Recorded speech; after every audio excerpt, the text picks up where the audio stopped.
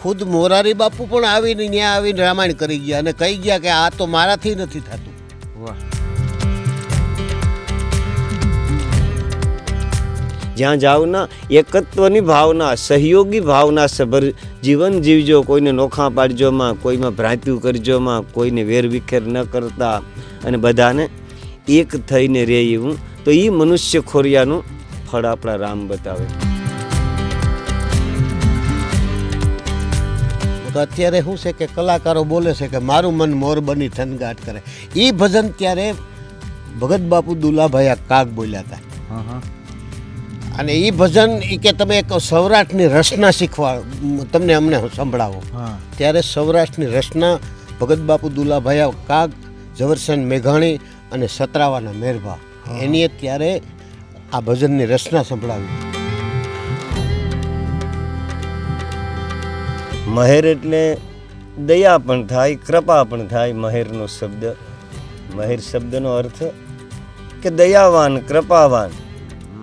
અને એક મહેર શબ્દનો અર્થ એ પણ થાય કે જનૂન. એવું કંઈ હોય તો આમ મહેરની જનૂનને રોકી પણ ન શકે. પાણી છે ને એમાં સિકાશ છે. કોરી મોડી ધૂળ હોય ને નહીં, જેમી ખગપતિ જલકી ચિકનાઈ. અહીંયા ગોસ્વામી કહે છે કે જલ વગર એ ગરુડજી ચિકાશ ન પકડે. એકલી ધૂળ ચિકાશ ન પકડે. એને મુઠ્ઠીઓ વારવું હોય તો એમ પાણી ઉમેરવું જોઈએ, તો જ ચિકાશ પકડે. એટલે આપણી ભક્તિ પણ ભગવાનમાં પ્રેમ કરીએ, ભગવાનને જાણીએ તો જ આપણી ભક્તિ પણ મજબૂત બને. વૈષ્ણવ જન તો તેને રે કહીએ જે પીડ પરાઈ જાણે રે. બરાબર, જે બીજાઓની પીડાને સમજે, એનો અનુભવ કરે, એ માણસ સાચો. ભગવાનનો માણસ કોને કેવો? ભગવાનનો માણસ કેવો હોય તો બસ એ માણસની વ્યાખ્યા માત્ર એટલી કે જે બીજાની પીડાને સમજે. પછી તે સામેવાળો માણસ ગમે તે ધર્મ, ગમે તે જાતિ, ગમે તે પ્રદેશ કે પ્રાંતનો હોય, એનાથી મતલબ નથી, પરંતુ તે માણસ માત્ર છે અને એની પીડા એ આપણી પીડા છે. બસ આવા જ ભજનીકો, સંતવાણીના કલાકારો આજે તો દુનિયામાં અઢળક છે. પરંતુ સ્વરાજ મીડિયાની ખાસ રજૂઆત ગામડું બોલે છે માં આજે આપણે એક એવી બેઠકમાં આવ્યા છે કે જે બેઠકમાં એવા વડીલો આપણી સાથે જોડાયા છે જે ખરેખર પ્રભુનું ભજન તો કરે જ છે, પરંતુ કુદરતને ભજવાની સાથે સાથે બીજાઓની પીડાને પોતાની પીડા સમજે છે. કદાચ પોતે ભણેલા નહીં હોય એવું બની શકે, પરંતુ ગણેલા ઘણા છે. અને પોતે ગણેલા છે ને એટલે જ બીજાની વ્યથાને, સમસ્યાને, વાચાને સમજી શકે છે. અને તમને પણ એવું લાગશે કે હવે આ ચેનલવાળા સાહેબ છે, પત્રકાર સાહેબ, એ રિપોર્ટિંગ કરે છે તો એમાં પણ ધૂહો ઓઢો, ધાબળો ઓઢો, બ્લેન્કેટ છે, એટલે ઠંડી ઘણી છે. ઘેડનો પ્રદેશ છે અને વણ, ચણા ને ગુંદરી ગમકે ગોરંભ ઘેડ, આવી એક મેં વાત અગાઉ કરી હતી. એટલે હવે ઘેડનો શેણો વખણાવ છે, ઘેડનો રોટલોય વખણાવ છે અને ઘેડના મહેર સમાજની મહેમાનગતિ, એનો આદર, એનો આવકાર ભલા માણસ બહુ મીઠો છે. તો સ્વરાજ મીડિયાની ખાસ રજૂઆતમાં આજે આપણે જો આ ધાબરા અને બધું લઈને અહીંયા બેઠા છે, એક વડીલ જોડાયા છે, સીધા જ એમની સાથે વાત કરવાનો પ્રયત્ન કરીએ. શું નામ છે આપનું? ભૂરાભાઈ. કેટલીક ઉંમર બાપા? 62 વર્ષ. સરસ. આટલા આમ ખેતી કે નિવૃત્ત જીવન? નિવૃત્ત. સરસ સરસ. હું નિવૃત્ત કર્મચારી છું. હા હા. પણ અમારે આ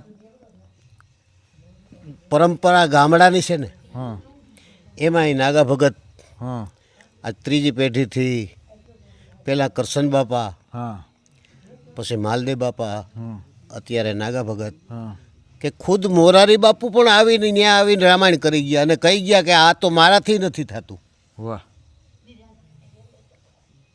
એવી એક મૈયારી ગામની જે પરંપરા છે, અમારા ગામની બાજુમાં મૈયારી ગામની પરંપરા છે, ભગત મૈયારીના છે. તો એક તમને વાત કરું તો જ્યારે 1947માં ભારત આઝાદ થયું ને, હા 1947માં ભારત આઝાદ થયું ત્યારે પહેલવહેલા મુખ્યમંત્રી ઢેબરભાઈ બન્યા હતા. હા. સૌરાષ્ટ્ર રાજ્યમાં ઉછંગરાય ઢેબર. હા, ઢેબરભાઈ જે દી પહેલાં મુખ્યમંત્રી બન્યા ને તે દી સૌરાષ્ટ્રમાંથી એની 22 વ્યક્તિને બોલાવ્યા હતા. હા અને 22 વ્યક્તિને બોલાવ્યા. એમાં ભગત બાપુ દુલાભાઈ આ કાગ, ઝવેરચંદ મેઘાણી, અમારા સતરાવા મૈયારીન બાજુનું ગામ છે ત્યાંના મેરભા, એ ત્રણેયને પણ બોલાવવામાં આવ્યા હતા. હા હા પછી અમુક ખેડૂને બોલાવવામાં આવ્યા હતા, વેપારીઓને બોલાવવામાં આવ્યા હતા.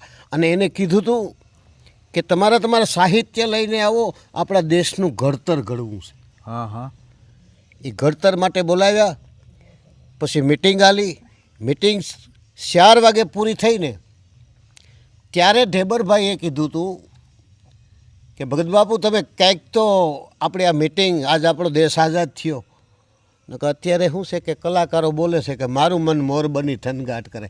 એ ભજન ત્યારે ભગત બાપુ દુલાભાઈ આ કાગ બોલ્યા હતા. હા હા અને એ ભજન એ કે તમે એક સૌરાષ્ટ્રની રચના તમને અમને સંભળાવો. હા ત્યારે સૌરાષ્ટ્રની રચના ભગત બાપુ દુલાભાઈ કાગ, ઝવેરચંદ મેઘાણી અને સતરાવાના મેરભા, એની ત્યારે આ ભજનની રચના સંભળાવી. એ ભજનની રચના સંભળાવ્યા પછી ઢેબરભાઈએ કીધું હતું, આ ત્રણેય કવિઓને કહું છું કે આ પરંપરા આનું શું છે, તો કે એ પરંપરા તમારે સાંભળવી હોય તો અમારા ઘેડમાં આવો મૈયારી. હા હા તો કે એનું શું કારણ, તો કે હજી પણ ત્યાં સવારામ બાપાનો કક્કો બોલાય છે. વાહ, સવારામ બાપાનો તો કક્કો. વિચાર કરો, આજે ભારત આઝાદ થયું તે દીની પરંપરા, જો આજ કરશન બાપા, માલદેવ બાપા ને આજ નાગા ભગત વાહ વાહ આ જાળવી રહ્યા. આ તો કાર્યક્રમ પરંપરાગત હાલ્યો આવે છે, પરંપરાગત કાર્યક્રમ હાલ્યો આવ્યો છે. ને આ કાર્યક્રમ જાળવ્યો છે. એમાંય મૈયારીનું જો નામ લઈએ, મૈયારી તો એવું એક ગામ છે ને કે સીમાડાની અંદર ગયા પછી એની ધૂળ માથે ચડાવીએ ને તો જે ગંગાજળ માથે ચડાવીએ ને એવું પૂન છે.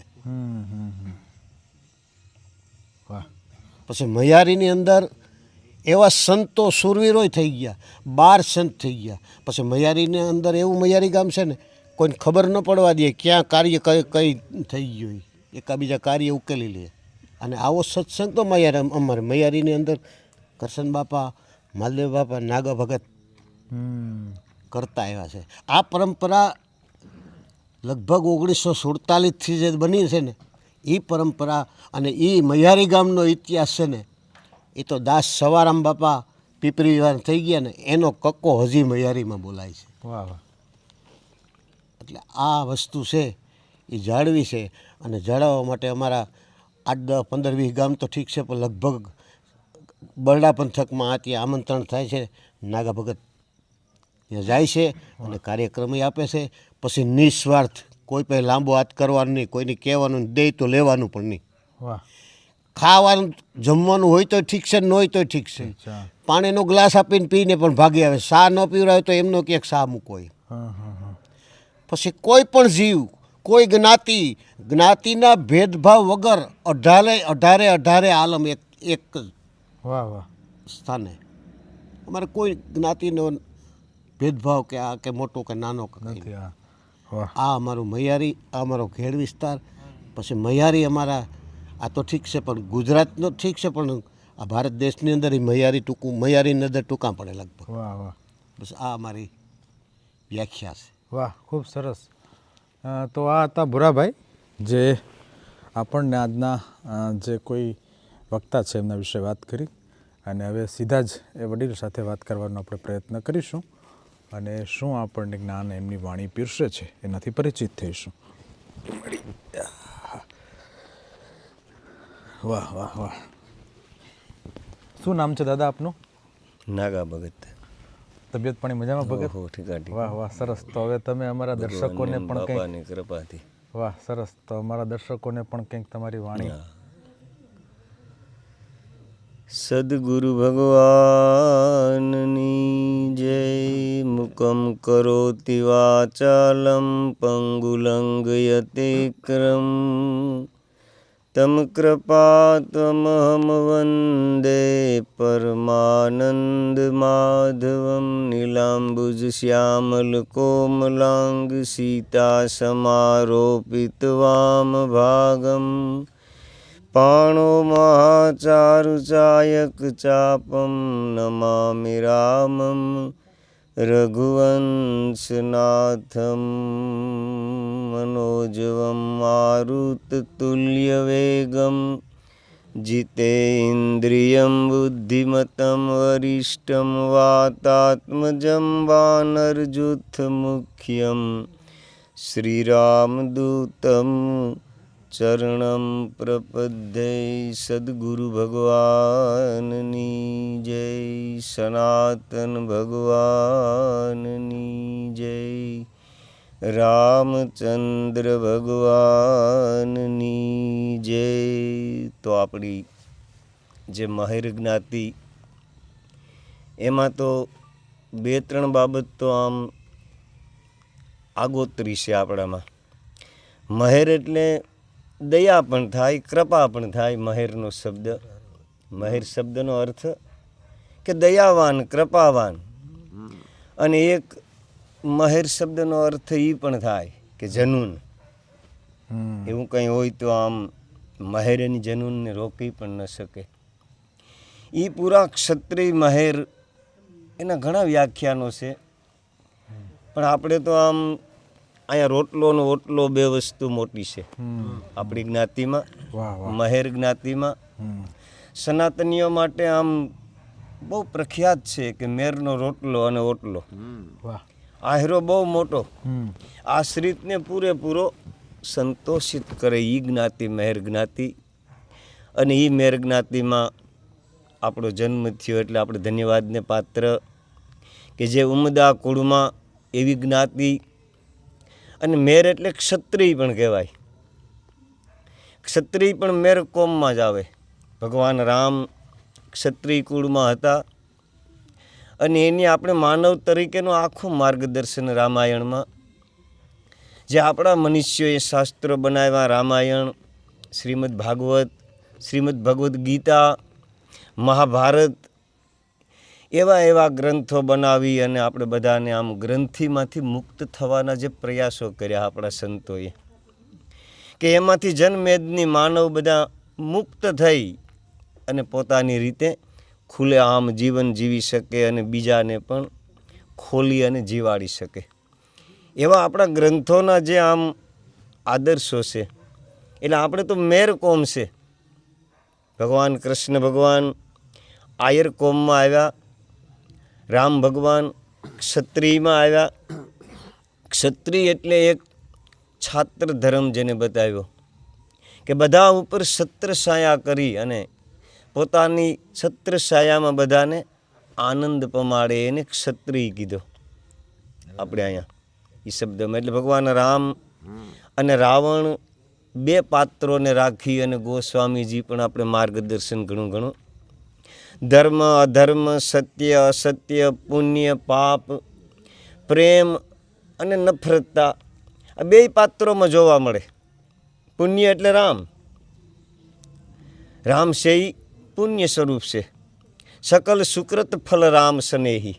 ગોસ્વામીજી પણ રામાયણમાં બધા જ પુણ્યનું ફળ હું કે રામમાં પ્રેમ કરવો. એ આખા પુણ્ય એક જગ્યાએ ભેરા કરી દીધા આપણા બધા માટે. એટલે પુણ્યનું પ્રતીક એટલે આપણા રામ અને પાપનું પ્રતીક એટલે સામે એક પાત્ર છે રાવણ. આ 2 પાત્રોને બનાવી, એક ધર્મનો કિનારો, એક અધર્મનો કિનારો. આવી રીતે 2 કિનારાઓની વચ્ચે આ વહેતો પ્રવાહ સમાજ આપણો બધાનો. એ 2 કિનારાને અંદર છે. આપણે રાવણ જેટલા પાપી ન કરી શકીએ અને રામ જેટલું પુણ્ય તો ક્યાંથી, ભાગ્ય જોગે. એ રામનું નામ પણ આપણી જીભે આવે તો પણ આપણે ધન્યવાદને પાત્ર બનીએ. એટલે એટલું પુણ્ય પણ ન કરી શકીએ, એટલું પાપ પણ ન કરી શકીએ. એટલે 2ની વચ્ચે જીવનાર આપણો જે આ માનવ પ્રવાહ છે એ 2ને કિનારા બતાવ્યા. અને એ છે પાછું આપણામાં. આમ તમારે આગળ રાખું તો આપણામાં જ છે. પાપ પણ આપણામાં, પુણ્ય પણ આપણામાં. કારણ કે રામાયણમાં જઈએ તો આપણે આમ રામ તો ભગવાન હતા, ઈશ્વર હતા. દશરથના સત્કર્મના ભાતા તરીકે ભગવાન રામ દીકરા તરીકે દશરથને ત્યાં આવે. જે બ્રહ્મને નિરાકારને નરાકાર બનાવ્યો દશરથે, એ એના પુણ્યનું ફળ છે. અને રાવણ એક સામો પક્ષ છે. કારણ કે ધર્મ સામે અધર્મ હોય જ. પુણ્ય સામે પાપ છે જ, દયા સામે ડાકણ હોય, એવી આપણી જૂની જૂની કહેવતો છે ગામડાની, હોય જ. એટલે રાવણ તો છે જ, પણ રાવણના ઘરમાં જ કોઈ એવો આત્મા છે કે જેને રામને બોલાવવો પડ્યો અને રામની જેની મદદ કરી અને રામનો પક્ષ લીધો અને રાવણથી વિરુદ્ધ હાલી અને રામના પક્ષમાં આવ્યો. એ વિભીષણ રાવણના જ કુટુંબમાં હતો. બેય ભાઈઓ છે, આપણે બધાને ખબર છે. રાવણ અને વિભીષણ બેય હગા ભાઈઓ છે. એક ભક્ત હૃદય છે અને એક નિર્દય હૃદય છે.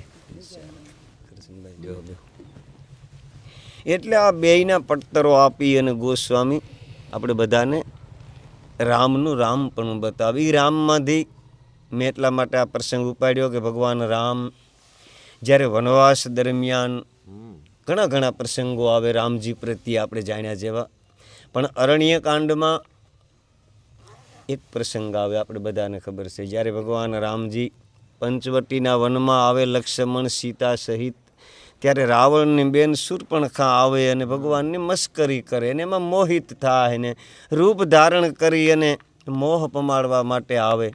તો એ દરમિયાન ટૂંકમાં લક્ષ્મણ એના નાક કાન કાપે, આપણે બધાને ખબર છે. લસુમન અતિ લાંઘવ તેહી નાક કાન બીનું કિન. લાંઘવ એટલે જલ્દી થાય આપણા શબ્દમાં, લાંઘવ એટલે ઉતાવળે. તરત જ રામજી આમ હનહ કરી એટલે લક્ષ્મણજીએ શૂર્પણખાને નાક કાન વગરની કરી દીધી. પણ મન હું તાકે કર રાવણ હી ચુનૌતી દિન. અહીંયા એક ગોસ્વામી ખાસિયત લખે આપણે બધા માટે.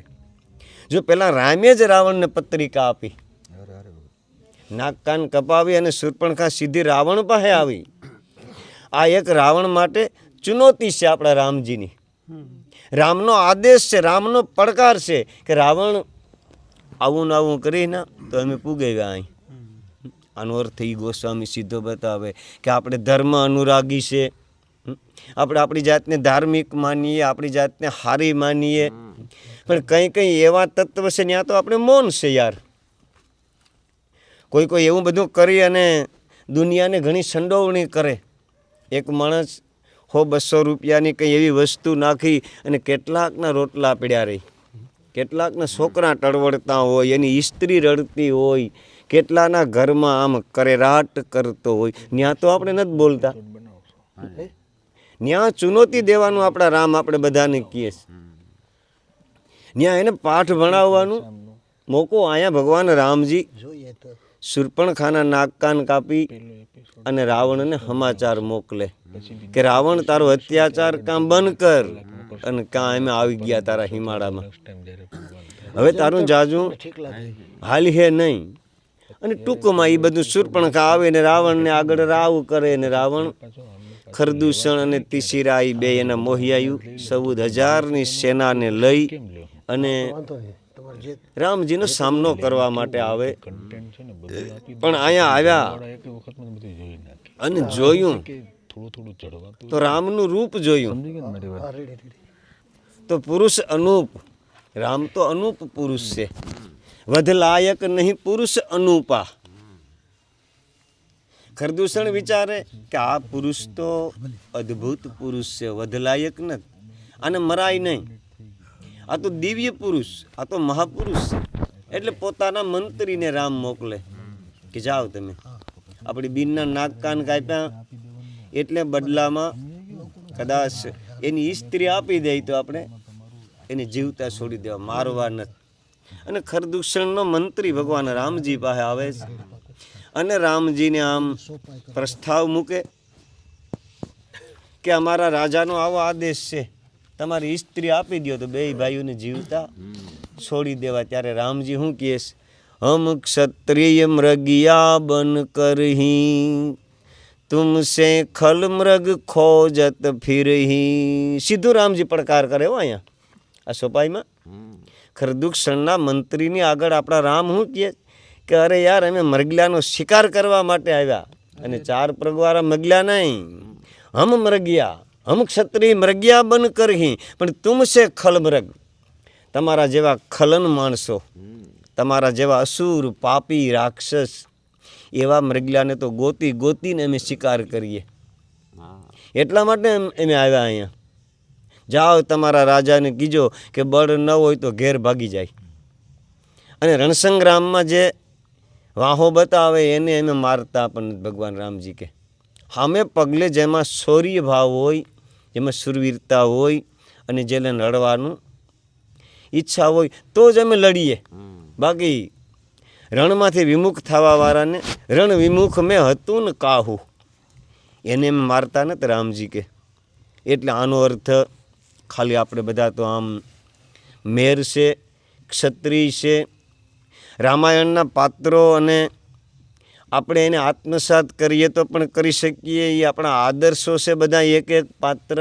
તો આપણે બધાને પણ ક્યાંક ને ક્યાંક એવા તત્વો છે, એવા પાપાચારીઓ છે આપણે અહીંયા ખરાબી કરે, નરાધમતા જે કરે એનાથી આપણે સજાગ રહેવાની જરૂર છે. અને એને થોડું સુધાર થાય તો સુધારવાની પણ માનવ તરીકે આપણે બધાની ફરજ છે.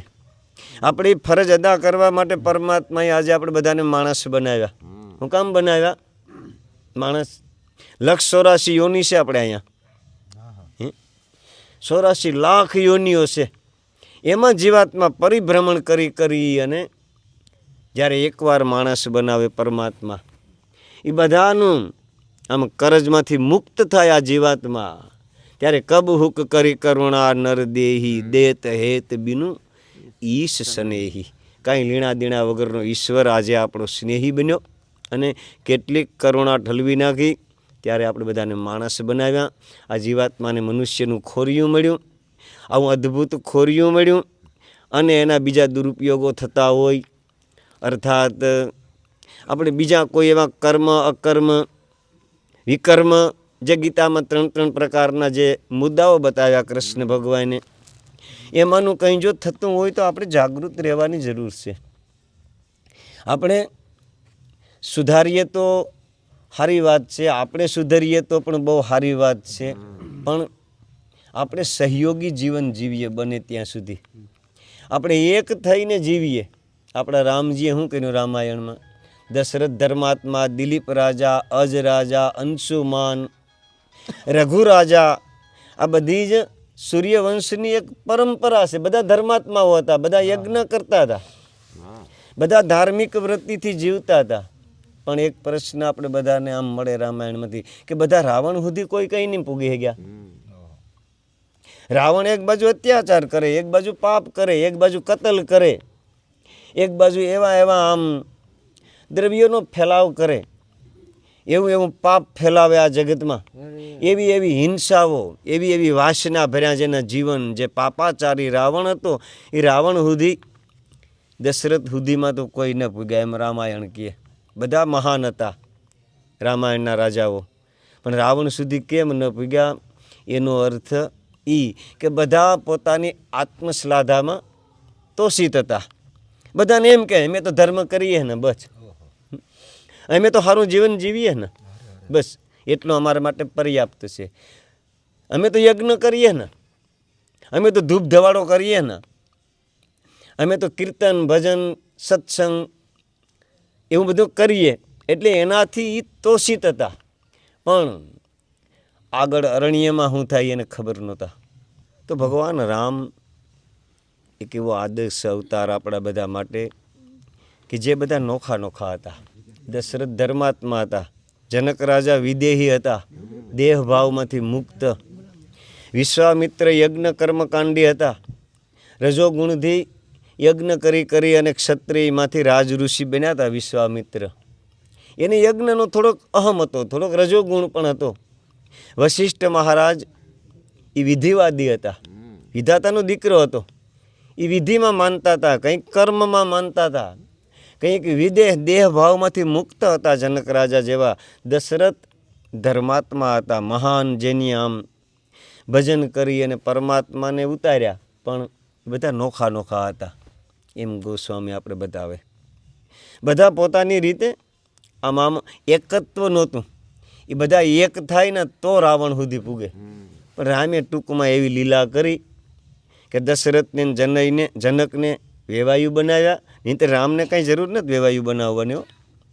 એને કોઈ યારે પરણવાની પણ જરૂર નથી, કોઈને જમાઈ બનવાની પણ જરૂર નથી, કોઈને હહરો બનાવવાની પણ. એક ઈશ્વર તત્વ છે એટલે બધું જ સર્વે સર્વા આપણા રામ હતા. છતાં પણ કોઈના દીકરા બન્યા, કોઈના જમાઈ બન્યા, દશરથને જનકને વેવાયુ બનાવ્યા. એ બાને વશિષ્ઠ અને વિશ્વામિત્ર બેયનું પણ મિલન થાય. વિશ્વામિત્ર રામજીને લેવા આવે, વશિષ્ઠ વિશ્વામિત્રનો પક્ષ લે. જે વિરોધ, જે આખી જિંદગી વિવાદી બે મહાપુરુષ છે, વિશ્વામિત્ર વશિષ્ઠ બેય વાદ કરે. આ સુખ શેષને સાબળે તોરાઈ, ત્યાં રતનદાસ પણ કહે બેય વાદ કરતા હતા, પણ બે એક થયા. બેયને એક પ્રેમને તાંતણેથી આપણા રામજીએ બાંધ્યા. અને આ બધી જ મહાન મહાન હસ્તીઓ વેરવિખેર હતીઓના એને બધાને એક કર્યા. ત્યારે રામની રાવણ સુધીની યાત્રા પૂરી થાય. રાવણ નામનો એક રાક્ષસ જે અટાણે અહંકારના રૂપમાં આપણા બધામાં છે, એનો નાશ કર્યો. ત્યારે રામ રાજ્યની સ્થાપના થઈ અને ભગવાન રામે એક રામ આપણા શબ્દમાં રામ રાજ્ય આપણે કહીએ. શું કહીએ કે અમારે તો રામરાજ છે. આપણી બાયુ ન કહેતી હોય કે અમારે તો રામરાજ છે. તો એવું રામરાજ આપણા રામે થાપ્યું અને એનું માર્ગદર્શન આપણે બધાને આપ્યું કે તમે પણ હે માણસ જ્યાં જાઓ ના રામરાજ થાપજો.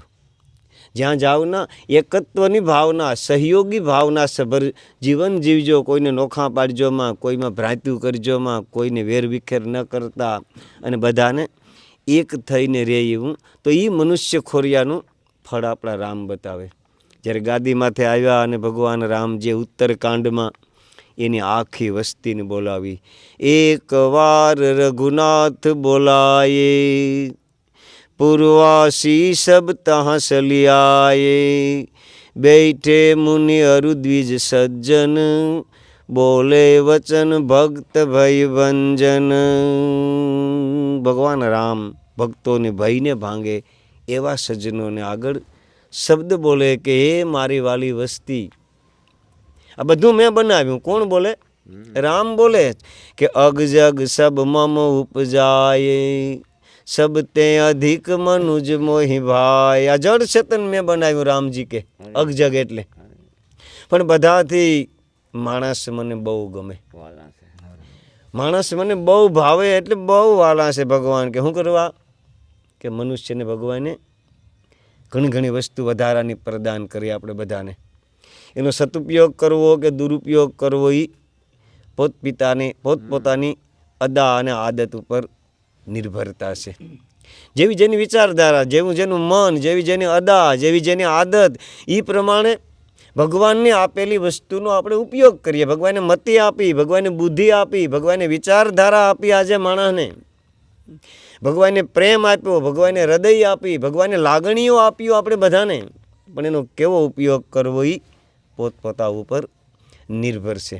મતિનો સદુપયોગ કરવો કે દુરુપયોગ કરવો એ મારી વિચારધારા ઉપર, એમાં કોઈને કોઈ આવે નહીં, એમાં કોઈ બીજું ત્રીજું ન કરી શકે. મારી જેવી માનસિકતા, મારું જેવું જીવન, મારી જેવી વિચારધારા, એ પ્રમાણે હું મારી બુદ્ધિનો સદુપયોગ પણ કરું અને દુરુપયોગ પણ કરું. બે રીતે એના ઉપયોગો. તો સદુપયોગ કરીએ તો ભગવાનને બહુ ગમે માણસ. મતિ આપી ભગવાને તો મતિથી બીજાને સુધારીએ. ચિત્ત આપ્યું તો ભગવાનનું ચિંતન કરીએ. ચિંતનને બદલે આપણે ચિંતા વધારે કરીએ. ખોટી ચિંતાઓમાં આપણી ચિત્તની વૃત્તિ બેસેન કરી દઈએ ઘણી વખત. તો ભગવાને આજે આપણે માણસ બનાવ્યા એટલે એનું ફળ કંઈક જુદું છે. અપરંપાર મનુષ્ય છે એ તો બહુ. માનવ શબ્દનો અર્થ જ ઘણી રીતે માનવ ભક્તિ કરે, માણસ ભગત બને. ભક્તિ એટલે એ ભગથી ગતિ પ્રાપ્ત કરવી. જે ભગથી આપણે આવન જાવનના ખેલ છે, લક્ષ 84માં આપણે ઘુમરા મારવા પડે, એ ભગથી ગતિ મળે એનું નામ ભક્તિ. એ ભગથી ગત થાય એનું નામ ભગત. એટલે એવી ભક્તિ, એવું ભક્ત હૃદય બનવું એ આપણા રામ આપણે બધાને બતાવે. તો આજે આપણે માણસ તરીકે બધા આમ ભેરા થયા અને મેર જ્ઞાતિનું થોડુંક ગૌરવ ગુંજે, થોડોક એકારો છે એમાં ડેકારો ન થાય, એનું પણ આપણે બધાને મળીને ધ્યાન રાખવું જોઈએ. આપણા બાપ દાદા, આપણી પરંપરા, આપણી ઉદારતા, આપણી જે નામના છે એને બટો ન લાગવો જોઈએ. તો આજે મીડિયાવાળા મિત્રોને મળીને પણ બહુ આનંદ થયો, બહુ મોજ આવી. અને ભૂરાભાઈએ આ બધાને એટલાને ભેરા કર્યા. અને બધાને એકાબીજાથી જાણીતું થવાની જરૂર છે. જાણકારી છે ને, હું તો હર વખત ક્યાં કરું કે પરચા કરતાં પરિચય મોટો શબ્દ છે. પરસા તો ઠીક, પરસાની પાછળ તો આપણે બધા ઘેલા છે જ દુનિયા. પણ પરસા કરતાં કોઈનો પરિચય પ્રાપ્ત કરવો, પોતાનો પરિચય બીજાને દેવો, અરસપરસ પરિચયમાં રહેવું. પરસા બહુ એટલી ઊંચી વસ્તુ સંતોને જ બતાવતા આપણે. પરસા તો 99% ખોટા પણ હોય, હાચા ન હોય. પરસા કંઈ બહુ ભગવાન રામજે પરસા નથી પૂર્યા રામાયણમાં કાંઈ. આપણા અવતારો આવ્યા એને કંઈ પરસા નહીં, એની ઓળખાણ આપી, એના પરિચયો આપ્યા, એનાથી જાણકાર કર્યા આપણે બધાને. તો એકાબીજાને જાણવા, એકાબીજાને માણવા, એકાબીજાથી પરિચિત રહેવું, એકાબીજાના પરિચયમાં આવવું. અને પરિચિત જીવન જ કાગબાપુ તો બહુ કહે, ભૂરાભાઈને તો ખબર છે, એના પાસે એની સોપડી છે. એટલે કાગબાપુ શું કહે કે અમને એની થઈ ઓળખાણ, એની થઈ ઓળખાણ, મનડાની જતી રહી તાણાવાણ. મનની તાણાવાણ આખી જતી રહે એવી ઓળખાણ થઈ જાય. હા, એવો પરિચય થાય. તો પરસા કરતાં એકાબીજાથી પરિચિત રહેવું, એકાબીજાના પરિચયમાં રહેવું, એકાબીજાને ઓળખવું, એકાબીજાને ભાળવું, એકાબીજાને જાણવું, અને પછી એકાબીજાને માણવું. કારણ કે જાણીએ નો ના ત્યાં સુધી વિશ્વાસ ન આવે, અને વિશ્વાસ ન આવે ત્યાં સુધી એનામાં પ્રેમ ઉત્પન્ન ન થાય, અને પ્રેમ ઉત્પન્ન ન થાય ત્યાં સુધી એકાબીજામાં પ્રગાઢતા નથી આવતી. આપણે અહીંયા ઉત્તરકાંડમાં અમુક સોંપાયું છે, એ બોલીને સમય પણ પૂરો થઈ ગયો લગભગ તમારો. ભગવાન રામ પ્રત્યે કાગભૂષુંડી ગરુડજીને કહીએ કે હે ગરુડ, રામમાં પ્રેમ કરવો હોય ને તો પહેલાં રામને જાણો. રામાયણ દ્વારા, કોઈ માણસ દ્વારા, કોઈના વક્તવ્ય દ્વારા, સોપાયું દ્વારા, ગ્રંથ દ્વારા રામને ઓળખો. જાને બિના ન હોય પરતીતિ, બિન પરતીતિ હોય નહીં પ્રીતિ, પ્રીતિ બિનું નહીં ભક્તિ દ્રઢાઈ, જીમી ખગપતિ જલ કી સિકનાઈ. જાને બિના ન હોય પરતીતિ, કારણ કે જાણ્યા વગર પરતીતિ એટલે વિશ્વાસ થાય. આપણો શબ્દ હાવ તળપતિ શબ્દ, કે આપણે એની પતિત નથી પૂગતી. આપણે ન કહેતા હોય દેહી ભાષામાં કે ભાઈ એની પતિત ન આવે. જાણ્યા વગર કોઈમાં કોઈને પતિત નથી આવતી. જાણ્યા વગર વિશ્વાસ ન આવે, અને વિશ્વાસ ન આવે ત્યાં સુધી એના ચરણમાં પ્રેમ ન જાગે. બિનું પરતીતિ હોય નહીં પ્રીતિ, વિશ્વાસ વગર પ્રીતિ ન હોઈ શકે, અને પ્રીતિ ન ત્યાં સુધી ભક્તિ દ્રઢ નથી બનતી. આપણે ભગવાનની ભક્તિ તો ઠીક, એ તો છે જ, અને એ ભક્તિ તો અનુપમ છે, પણ માણસમાં પણ ભક્ત બનવાની જરૂર છે. આપણે એકાબીજાની ભક્તિને મજબૂત કરવી હોય ને તો એકાબીજાને જાણો, અને પછી એમાં પ્રેમ કરો, અને પછી એ ભક્તિ મજબૂત બને. કારણ કે પાણી છે ને એમાં સિક્કા છે. કોરી મોડી ધૂળ હોય ને જેમી ખગપતિ જલકી ચીકનાઈ. અહીંયા ગોસ્વામી કહે છે કે જલ વગર હે ગરુડજી સિક્કા ન પકડે, એકલી ધૂળ સિક્કા ન પકડે. એને મુઠ્ઠીઓ વારવું હોય તો એમ પાણી ઉમેરવું જોઈએ, તો જ સિક્કા પકડે.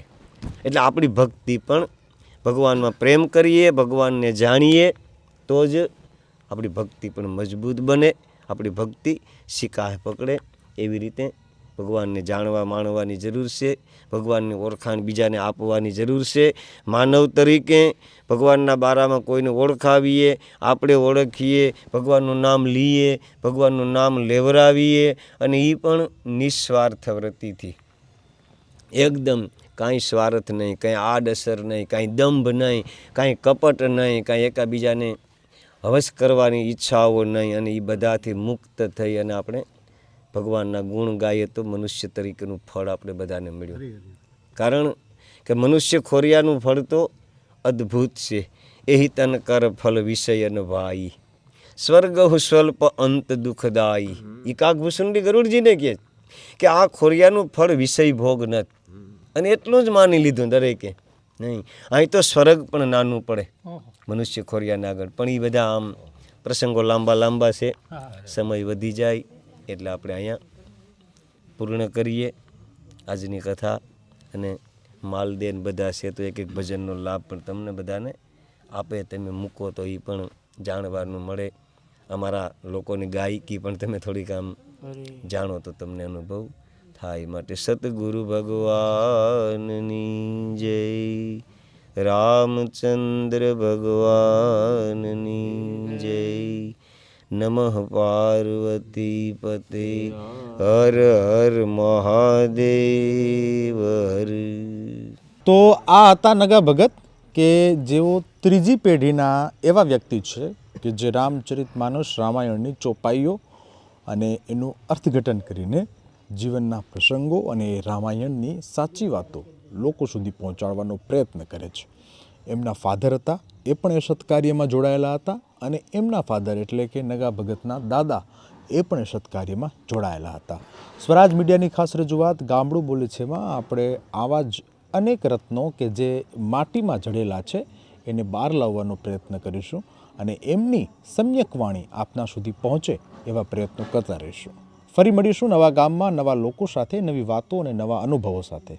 ત્યાં સુધી રજા આપશો. ગામડું બોલે છે કાર્યક્રમ જોતા રહો. સ્વરાજ ચેનલ અચૂકથી સબસ્ક્રાઇબ કરો. ધન્યવાદ.